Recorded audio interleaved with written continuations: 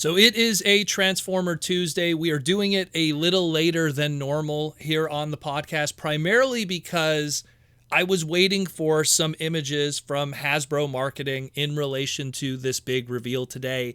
And it looks like all of that is going to be delayed until later this week. So if you have been waiting for new high-res images of the reveals today, they will be delayed. Straight from Ben from marketing, he told me that they are having problems. They need to Photoshop some dust that is sticking to the hand-painted prototype. So it's going to take some time. So let's just say we're going to just be discussing the item today and using the screenshots that we have from the live stream today. And that is what we're talking about today, because today was a Transformer Tuesday, a fan stream. It was about 11 minutes long. It was primarily there just to show off the hand painted prototype of Haslab Deathsaurus, address some updates on what's happening with the Haslab Victory Saber in terms of shipping, and of course talk about what is the future for Transformers and the Haslab brand. And that'll be an interesting thing to talk about at the end of the segment here today. So let's jump into that. We're going to cover as much as we can today, and I hope you enjoy yourself and everything in relation to the Transformer world. And I hope you have a good time today with us. So they gave a teaser first before the live stream. It was on Instagram across the various socials of Hasbro Pulse, teasing the little tail and it being hand painted and hey, this is coming. Not really much, but that was kind of the first thing we saw when the segment went live. It was about 11 minutes, very short segment. Featured Ben from marketing and Evan from Hasbro's design team. I popped out of my seat because Evan was wearing the same shirt that I was wearing just in my live stream just last weekend. The Catnip Bravo Optimus Prime shirt from Symbiote Studios, Hasbro license. So me and Evan are rocking the same shirts, double back-to-back stream. So pretty funny. If you are interested in picking up that shirt, check my Twitter. I have the link in it. You could go pick it up from symbiotestudios.com. Check that out. The old Catnip convoy. But so Ben and Evan, they were there for this stream. Pretty much what they had on hand is a hand-painted prototype. Now, keep in mind, there's differences between these different kinds of wording I want you to keep in mind. So they brought out the block prototype, which is a prototype that shows a general way of how this product's going to look and transform. It's made out of fragile resin. You got to be careful with those. They have some plastic areas there, POM and everything to have it kind of hold together, but it's not a 100% representation of the product. Then we saw later on renders of that prototype with the veneering in it. That's probably the images we were the most familiar with that we saw on the Hasbro Pulse website, and of course all the teaser videos and stuff. Then we saw the color renders, and the color renders, what those are is they took that, again, veneered CG render and colored it in. Doesn't represent what the final product's going to look like, just kind of a suggestion. We've seen color renders and CG renders of Unicron, and it's kind of the same story, and those do not represent how the final product's going to look like. And today now we have a final veneered, hand-painted prototype. So the sculpt is exactly how it's going to be, but it is hand-painted. So the coloring will not be 100% what the final product's going to look like. The blues that are on that body are going to be molded in blue plastic. They won't be hand-painted, so maybe the hue of the blue will be different. Again, keep that in mind when you're looking at this stuff here today. It's kind of like what I said with Haslab Unicron. They had the color renders, which showed the painted in maw in orange. They had the hand-painted prototypes that they brought to all those conventions and showed off and everything that had the painted in maw. And then when the final product was released, it didn't have that painted in maw because it was done differently with how the molding and the gang molding and everything like that was going to work with the mold. It is what it is, but do please keep that in mind when you are looking at this Deathsaurus. It's a suggestion of what 99% of the painting is going to look like, but things could potentially be different in the process because this is a hand-painted prototype. So they showed off, hey, it looks pretty good. They showed off all the cool different things.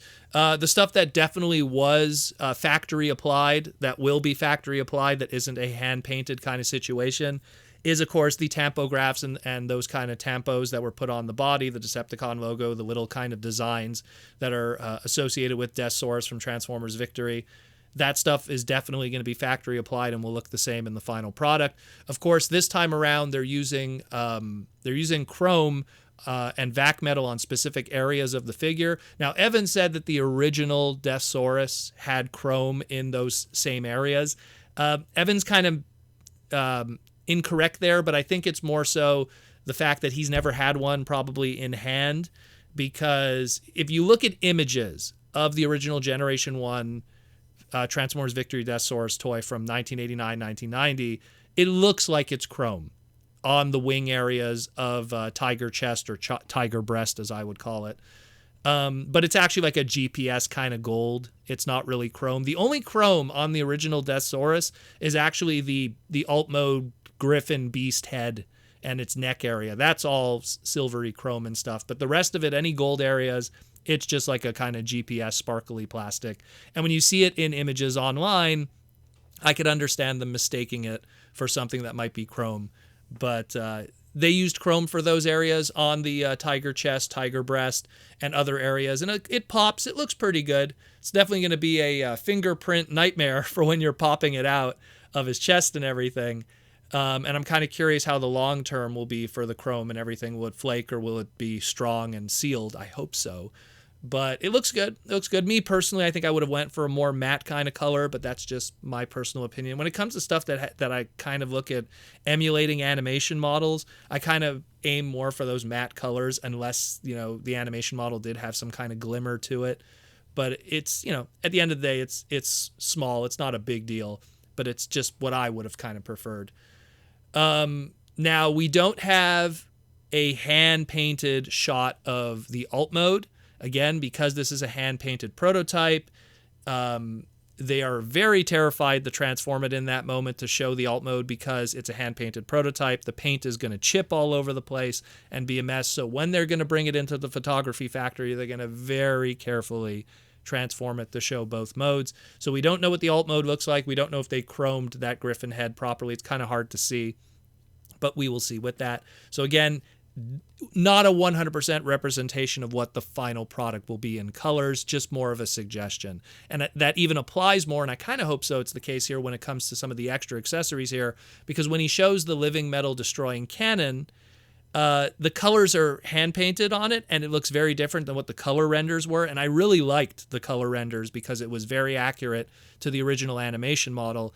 This hand-painted one, it's a little off, but again, it's just because it's hand painted and it looks different, and under that light and in that very kind of weird dark display room that they're doing all this stuff for recording. The mace looks good. They gave us a little fun fact that even I didn't realize, that the mace that comes with him is a partial from the Masterpiece Megatron's mace. I have that Masterpiece Megatron. I just never displayed him with the mace. So apparently it's a partial of it, just the handle is different to make it match more how the original Deathsaurus is. So that's pretty cool. They mentioned the blast effects. Again, they're the Jetfire blast effects from the Commander class, and now they're going to come in a different hue of purple.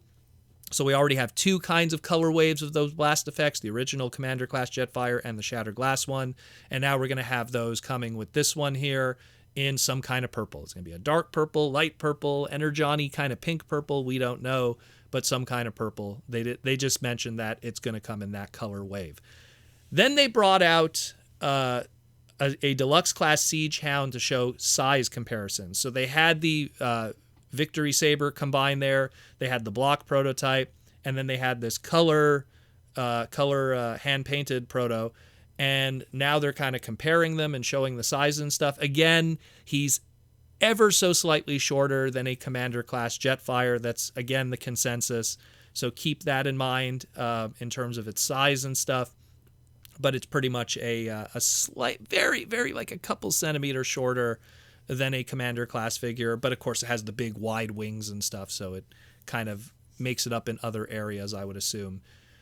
Now, let's talk about the throne and the stand, because this was something that Evan mentioned and made me go, oh man, that sucks. So they showed the throne, and that looks kind of messy. Again, it's a hand-painted prototype, so I'm not going to judge it. I mean, some people in the comments were saying it looked like poop. It literally did.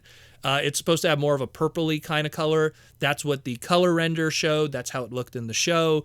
The hand-painted one didn't really come out that way. And considering this is a giant piece of plastic that no doubt is going to be molded in that color, I think it's going to turn out okay. It just looks really bad in hand painting. The stand is the stand. It's clear plastic. It's whatever. There's not really much we could say about it. What was kind of sad, though, was because Evan quickly mentioned how due to the budgeting and how they wanted to do this, they had the extra money and they put it towards putting the throne and the base. And that kind of sucks because, I mean, the way I look at it is, it's $179.99. I think a lot of people would have liked it if it was like $125 or $150 and not have the throne and the base, especially because the throne is just a giant block of plastic and budget that's not necessary. And the base on top of that is clear plastic, which is more expensive. That could have put down the value a little bit. And I'm pretty sure most people, if they were asked, do you want the throne and the base, or do you want to save, $25 to $50? I think more people would probably lean on that. And that adds more to my belief that this could have been a retail product. But I've already talked about this ad nauseum, so I apologize for that. Then we get to the talk of Victory Saber. They're pretty much done showing off everything. They said, we're going to have high-res images of this Deathsaurus soon. The plan was to do it today, and then I talked with Ben today over messaging, and he said it's not happening today. There's dust that's sticking to the hand-painted prototype. It's probably sticky and caked on all the paint, and it's just not photographing very well, so they're going to have to do some photoshopping, and they're going to put out images later this week. So nothing today, guys. So you have to wait that one out and just deal with the video stuff that we've seen thus far. But they then decide to address Haslab Victory Saber, talk about how it's going to be shipping out early December. Already they sent out those emails to confirm your addresses. That was November 28th. We're already past that. So early December, it will start shipping out. Anything that you see outside of that is stolen merchandise. So pointing at a finger at a certain someone, but, that's just how it is. The sky is blue, and that's how it is. Let's put it that way. They addressed how they're going to be handling how they add the international backers this time, and people might have already noticed it. So when they did the Victory Saber, they added all the international backers literally on the last day and boosted up everything, and that's how Victory Saber kind of got backed out of nowhere on the last day, because they literally held back all those international backers and then added them in one shot. This time around, what they're doing, and people noticed every Sunday going into Monday, there was getting a big boost of backers the past 2 weeks. And what that was is they've been holding back the Japanese and Pacific Rim backers and adding those every Monday into Sunday, Sunday into Monday, because Sunday for us is Monday for Japan, and Takara Tomy would send them the information on Sunday, and into Monday they would update the list. So that's kind of why we're getting these big boosts of backers, like 1,000 people in one shot or 2,000 in one shot. So that was what's kind of happening with that. So if you see big boosts in the backers and stuff on a Sunday to a Monday, that's the primary reason for it. It's the international backers being added every time instead of being added in real time in that moment. As of this recording, we're at about, let's say 12,600 backers, more or less. We're kind of in that ballpark. It's a little under that. With 13 days left.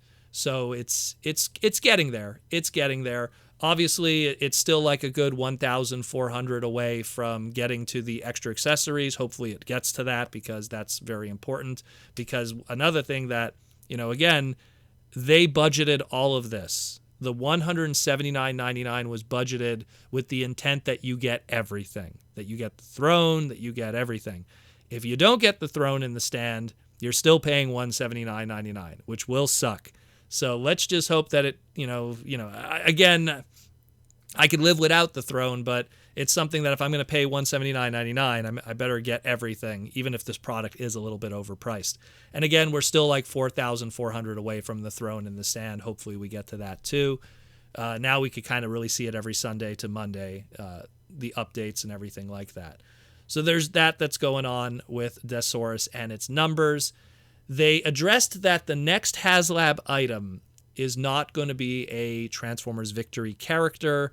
They are looking towards the 40th anniversary of the Transformers brand, which is interesting because it would be a 2023 teaser item. So in 2023, they'd probably announce it, maybe sometime like again in the summer or whatever.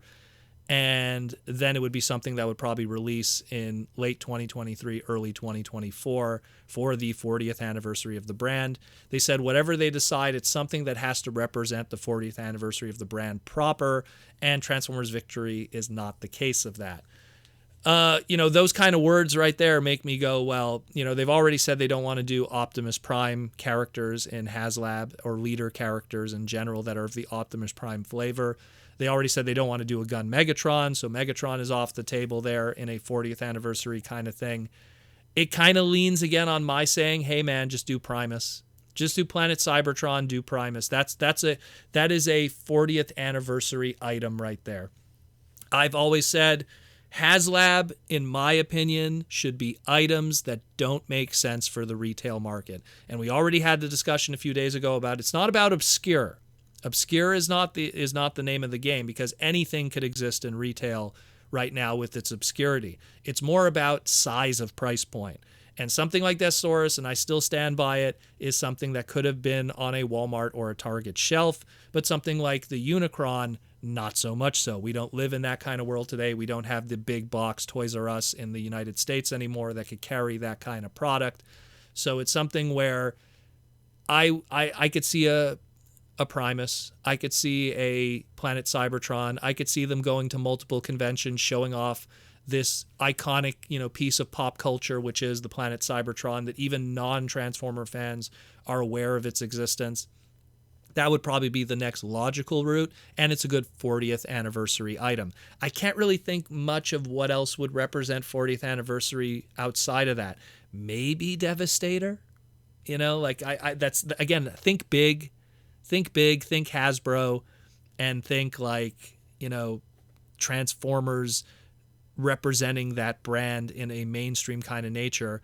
Because anything else that you would name really could be something that could be in retail. Don't make me an oversized Bumblebee toy that could be in retail. I don't need that. No one needs that. Don't give me something weird that could be done in retail in larger numbers, and as a result, larger numbers, cheaper price point and stuff. So to me, I think Cybertron just is the name of the game. I really do. And I know there's Hasbro people listening. So, hey, man, Cybertron just makes sense. I don't know how big you're going to want to make it. I don't know if you want to take a risk and go the Unicron route again because of, there was some conspicuous stuff at the end of the game of the Unicron backing. But point being is, we'll see. We will see. But they just kind of address that, and something will be coming at some point. And it'll be related to the 40th anniversary, but it won't be Transformers Victory related. Aside from that, again, just stay tuned. They're going to have those color images at some point. They're just kind of having trouble right now, so stay tuned for that. It definitely won't be tonight, so apologize for that. And that's it, more or less, guys. So hope you learned something today. Again, it has been another Transformer Tuesday, and at least we got to see a little bit of the backing of the Haslab item. There's a lot of other stuff going on in the pop culture world today, some trailers of some Super Mario stuff and everything. So go enjoy yourself, have a good evening, and we'll talk about Transformers again tomorrow real soon.